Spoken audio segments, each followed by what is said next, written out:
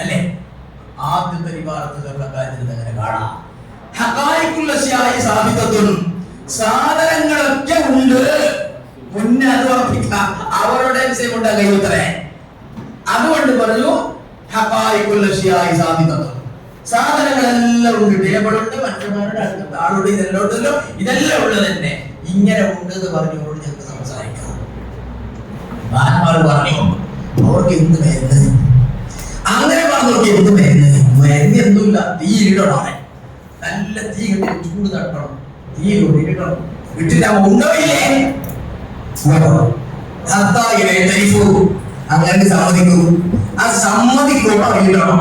ഇട്ടില്ല അവരെടുത്തേക്കും, അല്ലെങ്കിൽ കൈകിട്ട് വീണ്ടും ശരിയല്ല.